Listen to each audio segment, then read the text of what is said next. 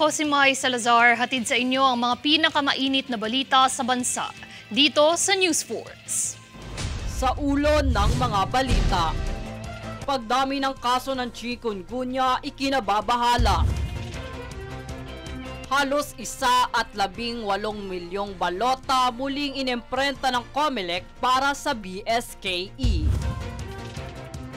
DepEd nagtala ng higit 16 na milyon at 800 mag-aaral para sa taong 2023 hanggang 2024. Pangulong Bongbong Marcos hangad na tutukan matapos agad ang Digital National ID. Department of Migrant Workers Secretary Susan Toots Ople pumanaw na. Opening ceremony ng FIBA World Cup 2023 nagsimula na. Patas at pantay na balita, komprehensibong ulat para sa pulso ng masa. Ito ang News Force. Para sa pinakamainit na balita ngayong linggo, ikinababahala ang dumaraming kaso ng chikungunya, partikular sa lalawigan ng Mountain Province kung saan nakapagtala ang Provincial Health Office o PHO ng humigit kumulang 672 kaso nito mula Enero hanggang Agosto ngayong taon. Sa ulat, ang chikungunya ay naililipat sa mga tao sa pamamagitan ng kagat ng isang nahawaang lamok na nagdudulot ng matinding pananakit ng kasukasuan at pamamaga sa katawan. Kaiba sa sakit na dengue na maaaring magdulot ng mga pantal na limitado sa mga paa at mukha, ngunit dulot din ng kagat ng lamok. Samantala, wala pa namang naitalang pagkamatay na may kaugnayan sa chikungunya sa naturang lalawigan habang nagsasagawa ng mga hakbangin kontra sa sakit.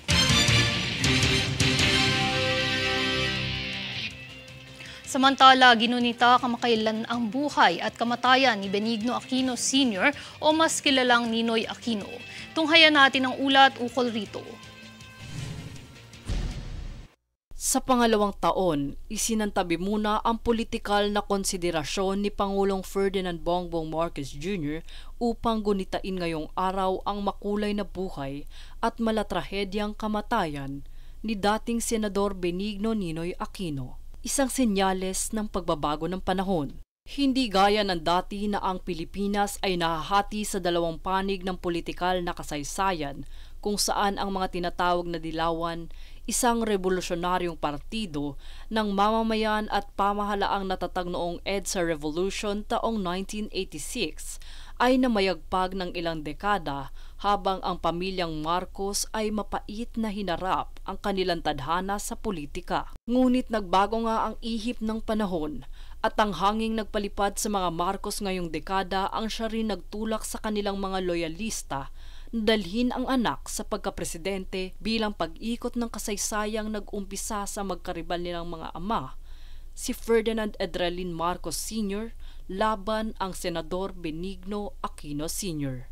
Ang ama laban sa ama, ang anak laban sa anak, noon at ngayon. Ngunit pagkalaunan ng mapuot na karanasan ng dalawang pamilya, ang sigla ng kanilang tahimik na buhay ngayoy simbolo ng pag-ikot ng gulong ng palad. At dahil dito, para sa sambayan ng Pilipino, nagbago na rin ang ibig sabihin ng araw na ito. Isang pagwawakas ng mapait na parte ng istorya ng bayan na kailan may hindi malilimutan, ngunit pwede nang iwanan sa pahina ng libro ng kapalaran bilang paggunita sa araw ni Ninoy Aquino. Ito ang One Media Network.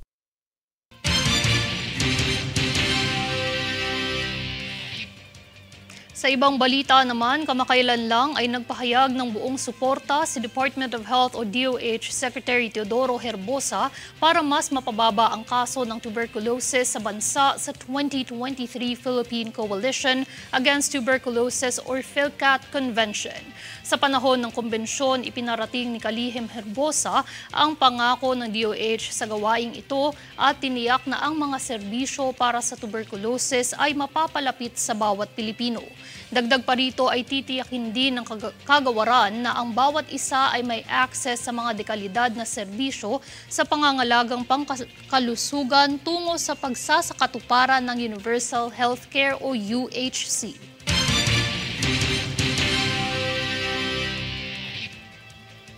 Balitang halalan, muling nag-imprenta ng humigit kumulang 1.18 milyong opisyal na balota ang Commission on Elections o COMELEC para sa nalalapit na barangay at sangguniang kabataan elections. Ito ay upang ma-accommodate ang mga lugar na kamakailang nahati o na-convert mula sa pagiging munisipyo at naging component cities.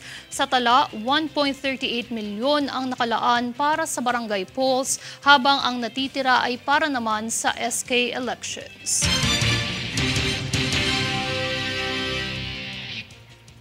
Kaugnay na balita, ayon sa Philippine National Police o PNP, sasailalim sa pansamantalang reassignment ang mga pulis na mayroong kaanak na tatakbo sa barangay at sangguniang kabataan elections o BSKE. Natukoy ng ahensya na mayroong 327 pulis ang may kaanak na tatakbo sa darating na halalan, kung kaya't nilalayon nitong sugpuin ang mga posibleng alegasyon kaugnay sa organisasyon ng pulisya. Hindi pa naman umano pinal ang pagtatalagang ito dahil inaantabayanan pa ang pagtatapos ng paghahain ng Certificate of Candidacy ng mga kandidato sa darating na Agosto 28.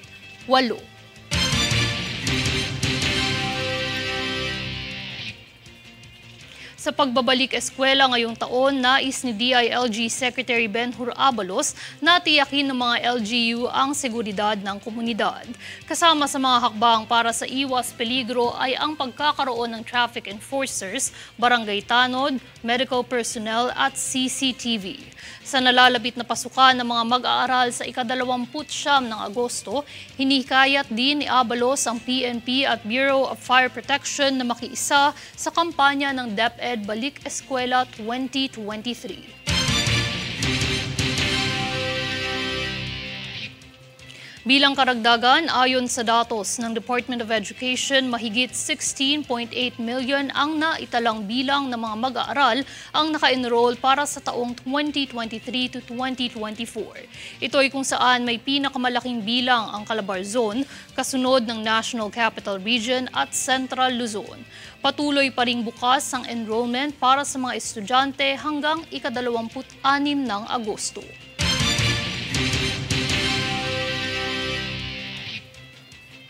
Susunod sa News Force. Higit kumulang 45,000 body-worn cameras nais ng PNP para sa crime operations.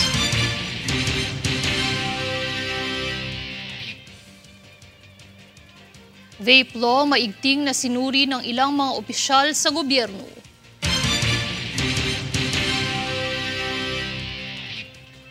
Seguridad na ipapatupad sa FIBA World Cup, kasado na.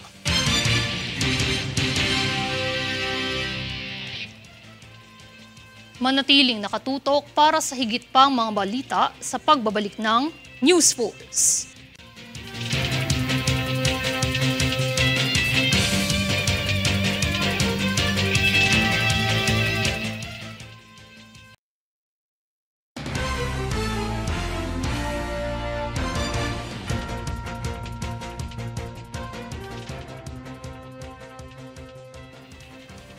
Tinututukan ni Pangulong Bongbong Marcos na matapos ang sentralisadong Digital National ID System upang magkaroon na ng aksesibilidad ang mga Pilipino bagamat wala pa ang pisikal na ID. Daniza Lopez para sa balita. Sa nais ni Pangulong Bongbong Marcos na magkaroon ng sentralisadong Digital National ID System, inilahad ni National Economic and Development Authority o NEDA Director General Arsenio Balisacan na prioridad na ng gobyerno ang digital ID bago ipamigay ang mga physical IDs. Nakatuon na ngayon ang gobyerno sa paglilikha ng digital IDs para magkaroon ng aksesibilidad ang mga Pilipino na gumagamit ng smartphones. Nabuo rin ang kasunduan sa pagitan ng Philippine Statistics Authority o PSA at ng DICT sa pagbibigay responsibilidad ng mga digital ID sa DICT habang patuloy ang produksyon at pamamahagi ng mga physical IDs ng PSA. Ayon kay Balisacan, malaki na ang naging progreso ng pamahalaan sa produksyon ng mga physical IDs kung saan sinisikap na pabilisin ang proseso upang matiyak ang pamamahagi nito bago matapos ang taon. Daniza Lopez nag-uulat para sa One Media Network.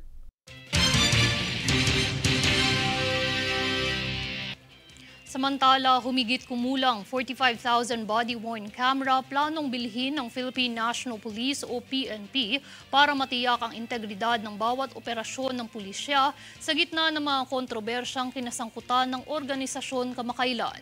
Kaugnay ng pagsasakatuparan nito, humiling na ang ahensya ng kinakailangang pondo mula sa Department of Budget and Management para sa ideal na bilang ng mga body-worn camera na kailangan. Sa kasalukuyan, mayroon lamang 2,700 na body-worn camera ang ahensya na ginagamit rin ng mga limitadong opisyales.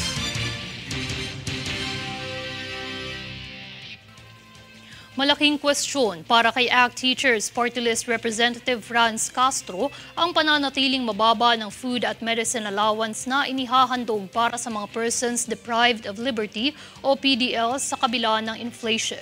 Nasa 70 piso pa rin ang food allowance ng mga ito kada araw, habang nasa 15 piso lamang ang medicine allowance ng mga ito kada araw. Samantala, inihayag ni Department of Justice Secretary Jesus Crispin Boying Remulla na nauna na ring iminungkahi ng Bureau of Corrections ang 100 pisong subsistence allowance at 30 pisong medicine allowance, ngunit bigong dinggin at ibigay ng Department of Budget and Management.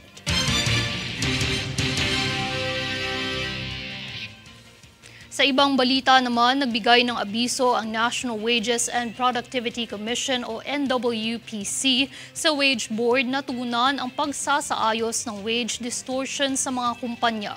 Ito ay matapos ang kamakailang paglabas ng panukala hinggil sa 40 pisong taas sa minimum wage ng mga manggagawa sa Metro Manila. Ang abiso ay sa ilalim ng Wage Advisory No. 1 Series of 2023 kung saan layon nitong gabayan ang mga kumpanya upang maiwasan ang posibleng pagkakaroon ng wage distortion matapos maipatupad ang minimum wage orders.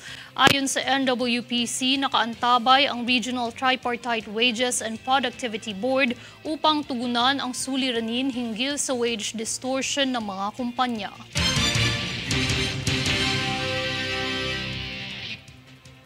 Alinsunod sa Republic Act No. 11900 o ang vape law na isinabatas noong nakaraang taon, nagbigay pahayag ang ilang opisyal ng gobyerno hinggil sa pag-aaral ukol sa naturang batas.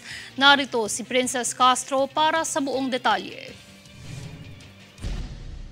Ang Republic Act No. 11900 o Vape Law na nilagdaan noong ika-22 ng Hulyo noong nakaraang taon ay alinsunod sa Public Health Promotion Program ng gobyerno. Sa ilalim ng batas, pinahihintulutan ng pag-aangkat, pagbebenta at produksyon ng mga novel tobacco products gaya ng electronic cigarettes at vaporized nicotine o vape sa bansa. Layon nitong mapabawas ang pagkonsumo sa nicotine ng mga naninigarilyo nang walang malubhang epekto sa kanilang kalusugan. Ayon sa World Health Organization o WHO, ang mga e-cigarettes ay mas ligtas na alternatibo para sa karaniwang sigarilyo at makakatulong sa pagkontrol sa pagkonsumo ng tobacco sa buong mundo. Ang pahayag na ito ay sinigundahan ni Department of Energy Undersecretary and Vape Law Author na si Sharon Garin, kung saan sinabi nito na sa pamamagitan ng mga e-cigarettes makakaiwas ang publiko, partikular na ang mga second-hand smokers sa malubhang panganib dulot ng usok ng tobacco. Sa kabilang dako, base sa datos ng WHO, mananatiling nasa bilyon pa rin ang bilang ng mga naninigarilyo sa buong mundo sa taong 2025. Dahil dito, sinabi ni Dennis Gorkun, presidente ng Philip Morris Fortune Tobacco Corporation Incorporated, na ang mga alternatibong paraan ng paninigarilyo gaya ng vape ang solusyon upang maibsan ang nicotine addiction. Sa kabuuan, layo ng pamahalaan na malimit ang pagkonsumo sa tobacco na siyang nagiging pangunahing dahilan ng pagtaas ng bilang ng lung cancers sa bansa. Princess Castro, nag-uulat para sa One Media Network.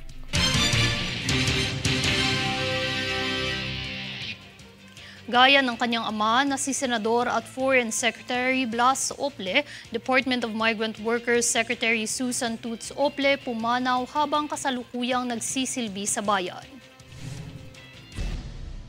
Si Susan Ople, ang kauna-unahang sekretary ng binuong Migrant Workers Department ni Pangulong Ferdinand Bongbong Marcos Jr. Masasabing isa sa mga distinguished member sa gabinete ng Marcos administration, si Ople, na matagal nanungkulan sa gobyerno kasama ang kanyang ama sa labor at diplomatic sector. Siya ring minsang tumakbo na pagkasenador sa Pilipinas. Ngunit ang kalihim na si Susan Ople ay pumanaw sa edad na 61. Sa kasalukuyan, wala pang anunsyo ang pamilya sa detalye ng pagpanaw at kung saan ang kanyang labi. Kaisa ang sambayanan dito sa One Media Network ay taus-pusong nakikiramay sa pamilyang Ople.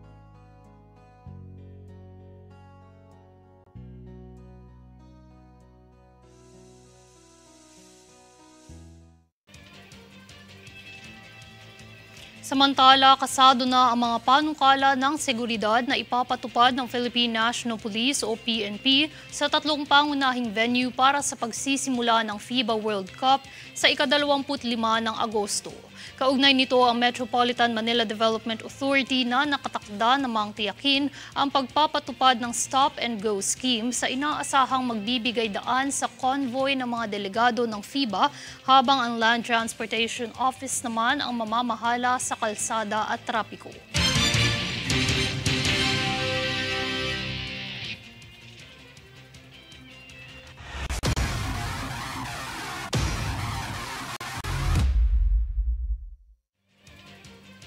Sa balitang sports, opisyal na idinaos nitong Biyernes ang opening ceremony para sa FIBA World Cup 2023 na kasalukuyang ginaganap sa Pilipinas at 2 pang co-host country na Japan at Indonesia.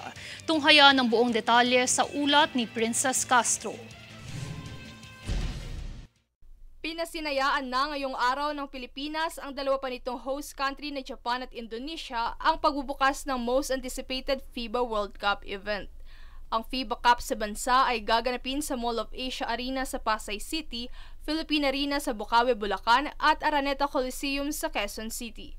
Habang idinaos naman ng Japan ang event sa Okinawa at sa Jakarta naman ang sa Indonesia. Magtutunggali ang 32 koponan ng mga basketbolista mula sa iba't ibang bansa simula ngayong araw hanggang ika-10 ng Setyembre. Ang mga kalahok ay nahati sa 8 hanay mula Group A hanggang Group H.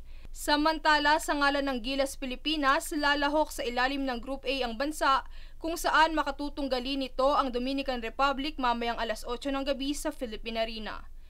Sa kabilang dako, highlight din ng event ang mga anticipated performance sa Pilipinas tulad ni popstar Princess Sara Geronimo at bandang Ben and Ben. Princess Castro, nag-uulat para sa One Media Network.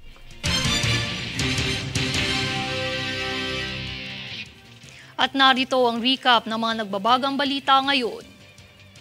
Sa ulo ng mga balita, pagdami ng kaso ng chikungunya ikinababahala. Halos 1.18 milyong balota muling inemprenta ng COMELEC para sa BSKE.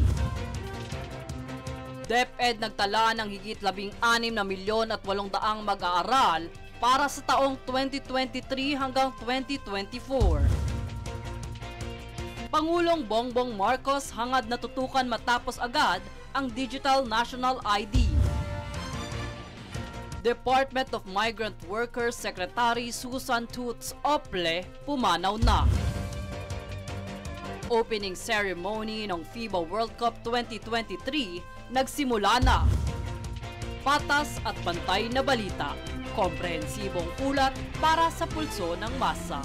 Ito ang News Force. At yan ang pinakamainit na mga balita ngayong linggo. Manatiling nakatutok sa aming mga ulat at updates sa aming Facebook page, facebook.com/OneMediaNetwork. Ako si Mai Salazar at ito ang News Force.